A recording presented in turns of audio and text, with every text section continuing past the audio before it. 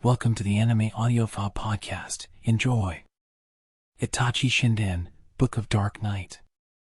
Chapter 6. Golden Hawk, clad in the robes of darkness, singing in the moonlit night. Results beyond reproach. Physical jutsu, ninjutsu, individual, team, battle technique, Sasuke was top of his class in all 5 subjects. If the early graduation system had still been in place, he would no doubt have been a candidate. Sitting on the veranda, Itachi closed his little brother's report card and looked out at the garden. The Uchiha clan crest was proudly drawn on the wall fencing off the grounds. Sasuke stared at it, sad somehow. "Keep this up, and you'll be just as amazing as your older brother," he said. Sasuke muttered their father's words dully. His negativity toward their father bled into his lifeless tone. No. Those feelings were toward Itachi. Sasuke had simply wanted their father to recognize his achievements. But rather than understanding this, Fugaku had compared him with Itachi. For the child Sasuke, like your older brother, no matter how well-intentioned, could never be praised. He was at an age where more than anything, he wanted to be noticed. How upset was he with his big brother? Not having an older brother himself, Itachi couldn't truly understand how Sasuke felt. Which was why he had decided to simply ask him. "Are you upset with me?" he asked, a smile rising up on his face as he looked up at the evening sky, visible above the square wall. Sasuke's eyes grew wide in surprise, as though Itachi had read his mind. His reply was apparently wordless. He silently turned an upset gaze toward his brother. "That's fine," Itachi started, gently. "I mean, it is true ninjas live hated by other people." Itachi himself didn't remember how many he had killed. Those countless dead had families and friends. For those people, he was a loathsome foe they would always hate. What happened to Kohina Mukai's sick child? He wondered suddenly. I don't think... His little brother faltered again. Sasuke was upset with his brother, but that wasn't all of it. Sasuke's honest and innocent eyes told Itachi there was also a love that won out over the bad feelings. "My own abilities torment my brother." After all, Sasuke was plenty talented himself. He certainly wouldn't get stuck looking backward. Even so, the enormity of Itachi's existence threatened to crush him.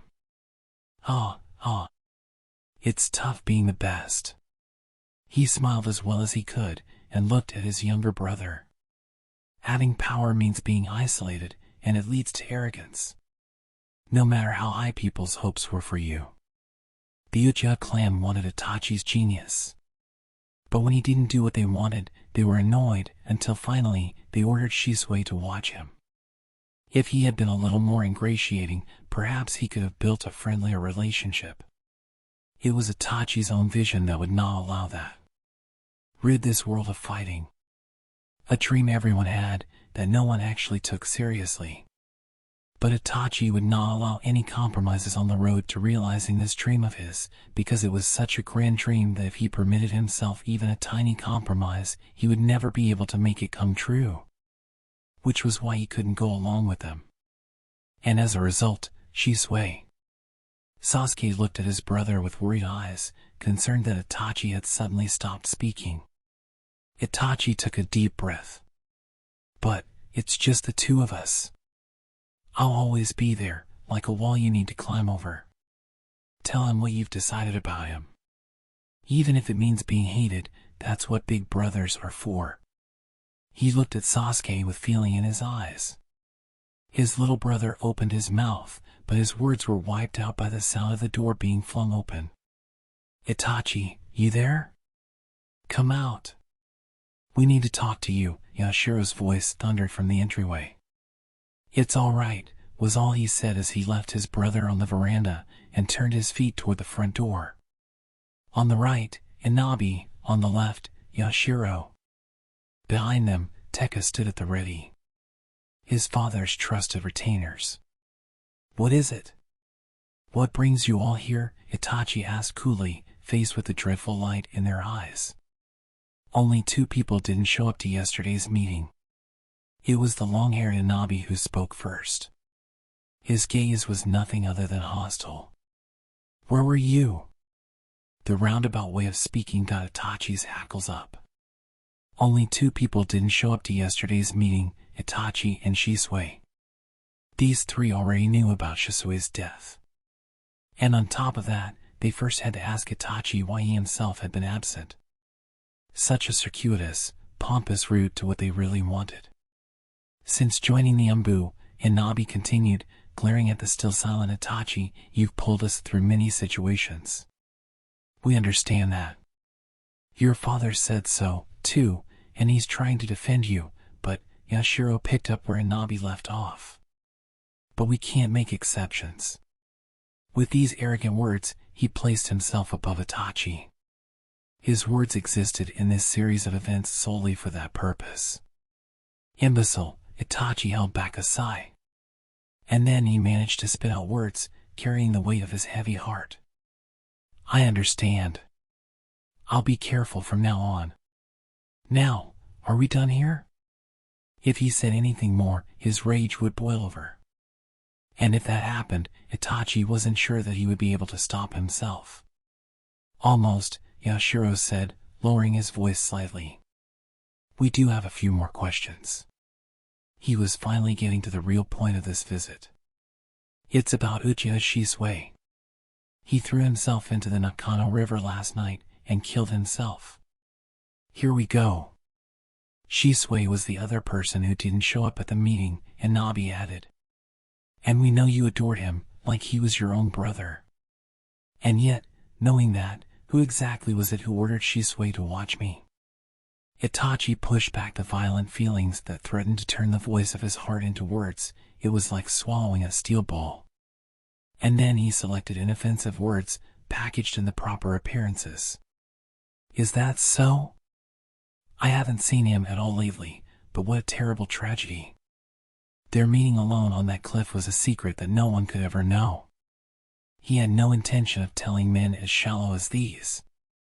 At this response from Itachi, the three policemen fell silent, still glaring at him as though he were the enemy. "Well, the military police force has decided to begin a full investigation." Inabi's extremely official-sounding words broke the silence. "Investigation? This is Shisui's final note." Yashiro pulled out a piece of paper folded in two and handed it to Itachi. A handwriting analysis was conducted. "There's no doubt Shisui himself wrote it." "If there's no indication of murder, then what's the investigation for?" Itachi asked. "For a Sharingan user, copying handwriting is easy," Inabi replied. Itachi took the note and opened it. "The content of his suicide note is all here on this tiny piece of paper," Yashiro remarked. Shisui's suicide note. The note that Itachi had written and secretly left in Shisui's room that night, ordered to do so by the dying Shisui himself. He had only been apart from it for a dozen or so hours. Even now, he had the text of it memorized. He didn't even need to look at it. "I'm tired of these missions. At this rate, there's no future for Uchiha. Or for me. I can't run counter to the path any longer." What was the path Shisui mentioned? It was the path that each member of the clan who saw this text had in mind. He was tired of missions. The Uchihas had no future. He couldn't run counter to the path. These sorrowful words spelled out Uchiha Shisui's pain cry, his hope to ease his clan's rage by even the smallest amount. But it appeared his message did not reach the brethren. He was one of the most talented of the clan, Yashiro said. And the best ever at teleportation. He was always the first to take on any mission for the sake of the clan. Any mission? Did he mean monitoring Itachi? These were the men who had handed down the cowardly order to watch one of their own, and yet they forgot their own guilt. They applauded Shisui as a capable man, but Itachi could see, behind these fine words, that they thought of him as nothing other than a useful pawn. The flames of rage burned even more fiercely within him. Their behavior was the ultimate in cowardice. Unable to even sense this turmoil in Itachi, Inabi picked up where Yashiro left off. It's hard to believe a man like that would leave a note like this and kill himself. Always thinking of yourselves. You shouldn't judge people by appearances or preconceptions. This was sarcasm and also referred to himself. But there was no way these three would understand that. We'll leave the note with you, for the time being, Inabi continued, as though Itachi hadn't spoken. Take it back to the Umbu, and request their cooperation in the investigation. Understood. The three men turned their backs, and Itachi was relieved. If the conversation had continued even a moment longer, he probably wouldn't have been able to control his rage. Hopefully, we'll get some sort of lead, Yashiro spat when he crossed the threshold. Without looking back, the silence of Arteka told Itachi, we have alternate information channels into the Umbu. If you destroy the note, we'll know. That's it, Itachi clenched the hand clutching Shisui's note. Why don't you just say it? About to pass through the gates, all three men stopped. When they turned around, their eyes were shining crimson. A desire for murder filled the air between the four ninjas. He wanted nothing more. You think I did this? Itachi's field of view was dye-red. In fact, we do, you child. Inabi said through clenched teeth. Yashiro faced Itachi again. Listen, Itachi, he said, murderously. If you did indeed betray the clan, you will pay. Itachi's body was faster than his voice, faster than his thoughts. He launched a kick at Yashiro's throat, caught Inabi in the face with his arm as he whirled around, and plunged his knee into the pit of Tekka's stomach. As he whirled around to face forward again, the three tumbled clumsily to the ground, and Itachi stood tall in the middle. Like I said, don't judge people by appearances or preconceptions. Hit hard in vital points, the three men remained doubled over, unable to move. You misjudge me completely if you think I have patience for you. Trembling, Inabi finally just barely managed to lift his head and glare at Itachi. The clan, Itachi continued. You babble on, but you overestimate your abilities. And you have no idea of the depth of mine, which is why you're crawling right now. On all fours, trying desperately to stand up, Yashiro looked over his shoulder at Itachi and spat. Shisui had been watching you recently. It's been 6 months since you entered the Umbu. What you've said and done since then is too strange to overlook. What on earth are you thinking? You cling to your organization, to your clan, and to your name. You limit yourself, you arbitrarily decide on your capacity. Disgusting, and then, you fear and despise what you can't yet see, still don't know. Sheer idiocy, Itachi replied. Making his father bear the brunt of it, ordering Shisui to do dirty work, hiding themselves in the shadows, squirming around in secret. Men like these did not deserve to live. And if this vanguard of the radical faction were to die, that foolish plan might also lose some of its power. Die! Itachi, stop it! He was about to fly at them once more, when a fierce voice from behind stopped him. He looked back to find his father standing stock still, a stunned look on his face. That's enough. What's wrong with you? Without looking at the three men on the ground, his father walked straight toward him. Itachi, I'm worried about your behavior of late. Itachi dropped his head to avoid the visual axis of his father's Sharingan. There's nothing to worry about. It's your behavior that's worrying.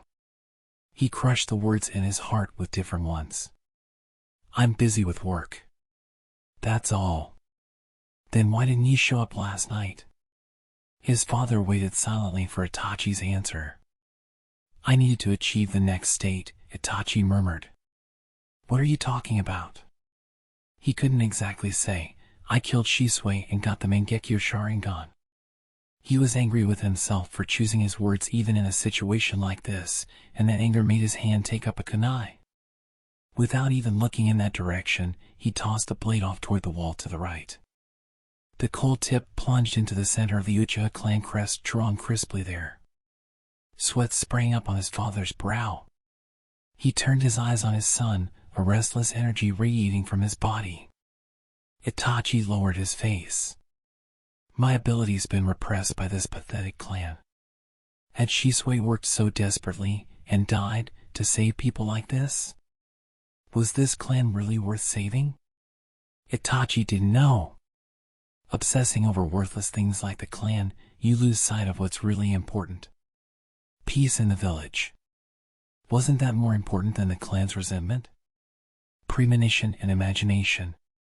You can't achieve real change as long as you're bound by regulations and restrictions. If the clan only broke free from the fetters that bound them, they could live in harmony with the people of the village. It was pride that drove the clan, the desire to protect their small world.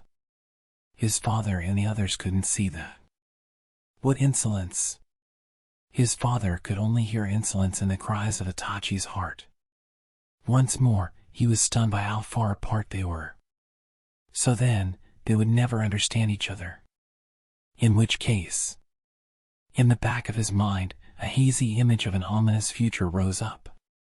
Enough! His father glared at him as he held the crouching Yashiro by the shoulders. If you continue to speak this nonsense, you're going to prison. Nonsense. The memory of a distant day popped into his head. The first day of class at the academy. The teacher had asked about their dreams, and Itachi had announced his to the class. I want to be the greatest ninja ever, great enough that I can erase all fighting from this world. Everyone had thought it was nonsense. But he was still earnestly pursuing that dream, even now. Erase all fighting from this world. People could laugh, they could think it nonsense, but that was all Itachi truly wanted. But his father could not see the way he suffered for this dream. Fugaku pulled his men to their feet, almost embracing them, and then they stood in front of Itachi. Well, what are you going to do? Inabi spat fiercely. This will not be tolerated. Captain, give the arrest order. Itachi could not be captured there. The 4 ringleaders of the coup d'etat were assembled before him. Now that he had arrived here at the end of the line, all he could do was stand firm. Shattering his resolve was his brother shouting, almost shrieking. Itachi! Stop it! My brother's watching. Sasuke had heard all of this. Like a marionette with its strings cut, Itachi's knees folded, and he crumpled onto the stone paving of the path.